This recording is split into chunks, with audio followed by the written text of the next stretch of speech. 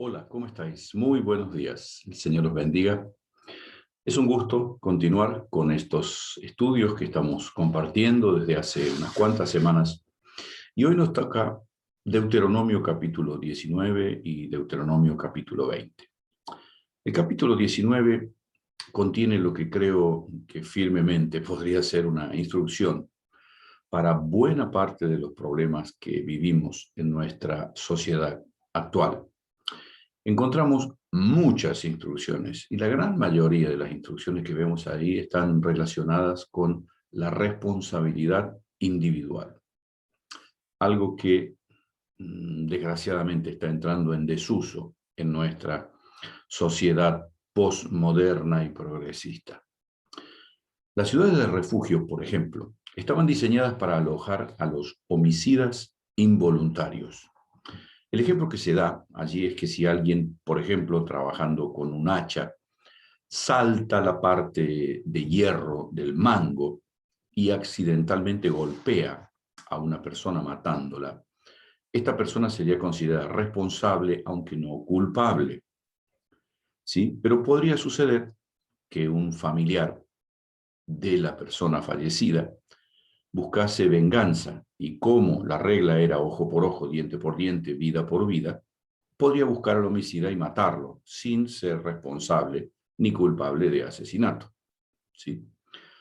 Ahora, precisamente allí es donde, en esta ciudad de refugio, donde el homicida involuntario podría buscar refugio para evitar ser también el asesinado. Pero en caso de que el homicida hubiese tenido algún tipo de disputa con la persona fallecida, no solo que no sería aceptado en una ciudad de refugio, si hubiera sido expulsado, luego de esto sería entregado a manos de el vengador de la sangre, porque así se llamaba el familiar que buscaba la venganza. Y dice el versículo 13, de él no tendrás compasión, quitarás la sangre inocente de Israel y te irá bien. Es decir, allí claramente la culpa debe ser castigada. Pero no se aceptaría acusación contra nadie donde no hubiese por lo menos dos testigos. Pero también, ojo, con los testigos falsos, porque si eran identificados como falsos, la pena que ellos estaban reclamando para aquellos a los cuales acusaban falsamente les correspondería a ellos.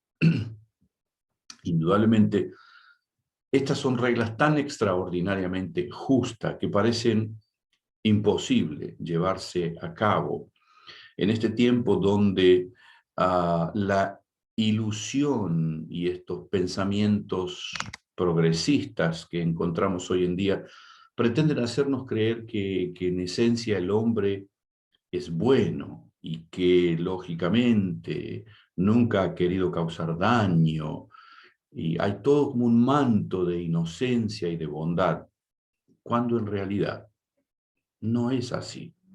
No es, la Biblia enseña totalmente otra cosa, ¿sí?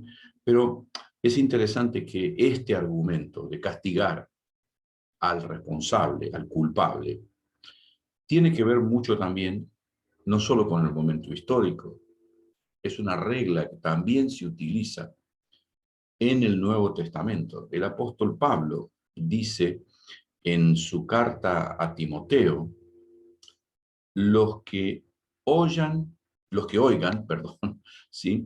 Los que persisten en pecar, repréndelos delante de todos para que los demás también teman.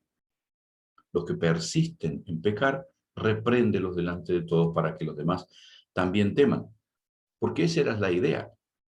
Israel debería ser una nación diferente y dice el versículo 20 de Deuteronomio, los que queden, luego de ejercer esta disciplina, los que queden oirán y temerán y no volverán a hacer una maldad semejante.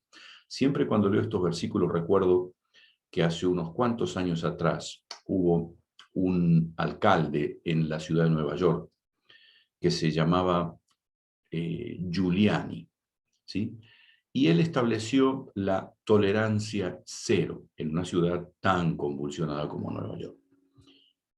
Y los delitos que se cometían bajaron a niveles irrisorios para una ciudad de Nueva York. ¿Por qué? Sencillamente porque el culpable debe ser castigado. Y no que claro que vamos a ver. No, no, no, no, no. El culpable debe ser castigado, así nomás. Entonces, ahí estamos corrigiendo a aquel que no hizo las cosas bien. Y le estamos advirtiendo al que ve que literalmente si hace una cosa parecida, también va a ser corregido. Buena parte de los problemas que enfrentamos como sociedad tienen que ver con qué? Con la impunidad que muchas veces encontramos en la sociedad. Y no solo eso, nos encontramos en lugares donde literalmente los gobiernos impulsan leyes de impunidad para que los políticos que las dirigen no sean juzgados, honestamente. Necesitamos en algunas cosas volver a los tiempos bíblicos. Estoy seguro que si aplicásemos penas más severas ante los delitos, nos encontrarías con más leyes que son respetadas y con mucho más respeto por el prójimo. Un apéndice en este capítulo merece el versículo 14. Dice, en la heredad que poseas en la tierra que Jehová tu Dios te da, no reducirás los límites de la propiedad de tu prójimo que fijaron los antiguos. ¿Qué está queriendo decir esto? Es imposible que yo agrande mi propiedad sin quitarle una parte a mi vecino. Cuando hay gente que es muy rica, es porque otros son literalmente muy pobres. Y literalmente, nuevamente, Dios deseaba que reflexionásemos sobre los códigos de justicia que tenemos, las banderas que muchas veces defendemos con una enorme vehemencia. ¿Cuál es el objetivo? El bien de la comunidad. Se dice que es el bien de la comunidad, pero cuando uno ve los resultados que se obtienen, realmente dista mucho del bien de la comunidad. Es el bien de unos pocos en desmedro de la comunidad. En el capítulo 20 encontramos leyes sobre la guerra. Estas leyes sobre la guerra, si bien hay varias secciones en el Antiguo Testamento en las que encontramos a Israel sumergido en un contexto de guerra, Deuteronomio es el único lugar donde hay instrucciones precisas sobre cómo enfrentar una guerra. Israel estaba entrando en la tierra prometida, que ya estaba habitada, y debería enfrentar guerras para expulsar a las naciones que allí habitaban. Las instrucciones tienen varios puntos destacables. Y en primer lugar, lo que encontramos es la promesa de Dios de acompañar a Israel para que ésta no se siente atemorizado frente a ejércitos más poderosos, ¿sí? Lo que encontramos aquí también es que Israel debería llamar a un sacerdote para que recuerde esta promesa al pueblo.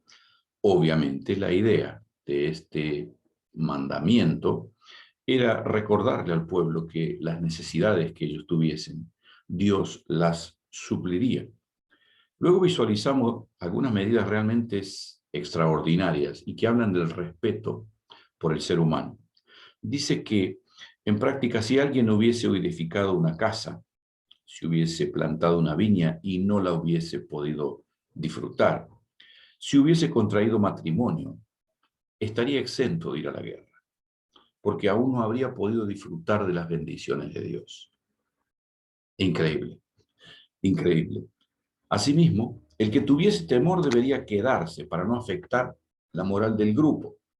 El temor no es la contrapartida del coraje en la escritura.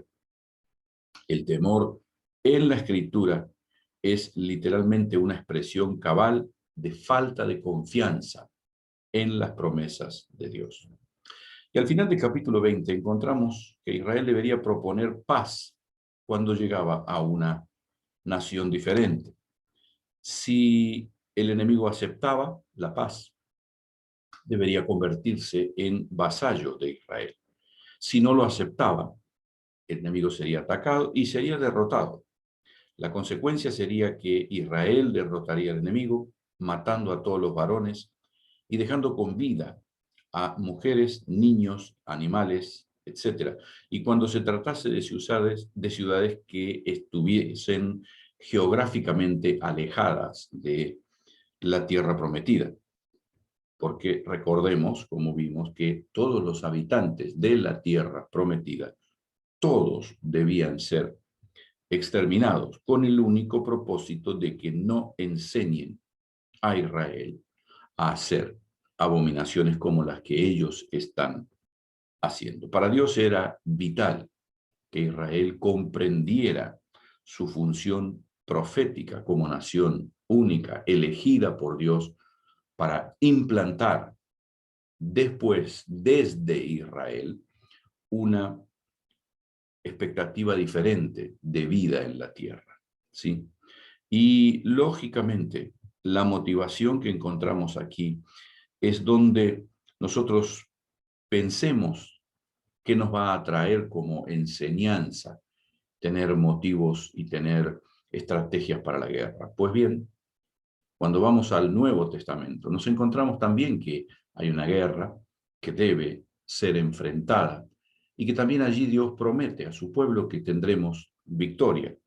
Dice el apóstol Pablo en Efesios capítulo 6, versículo 12, no tenemos lucha contra carne y sangre, es decir, contra seres humanos, dicen otras versiones, sino contra principados, contra potestades, gobernadores de las tinieblas de este siglo, contra huestes de maldad en las regiones celestes. Es decir, la lucha, la guerra que enfrentamos hoy no es con otros seres humanos, es con seres de maldad, con demonios, con legiones de demonios, que lo único que quieren hacer es lo que de alguna manera Jesús nos transmite en el capítulo 10 de Juan, versículo 10.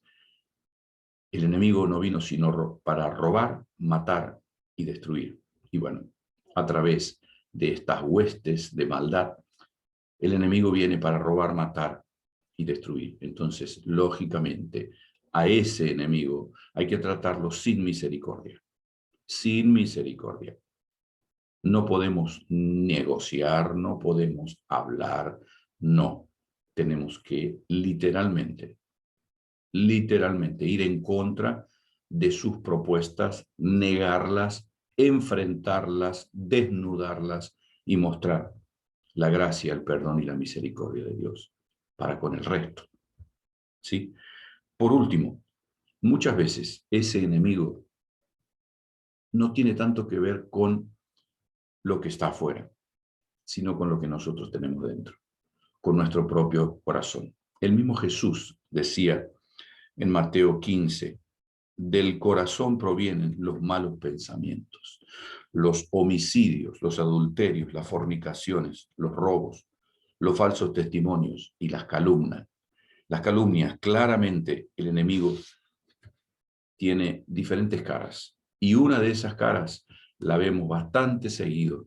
Por eso Pablo le dice a Timoteo, ten cuidado de ti mismo. El Señor te bendiga. Nos estamos encontrando en el día de mañana. Gracias por acompañarnos.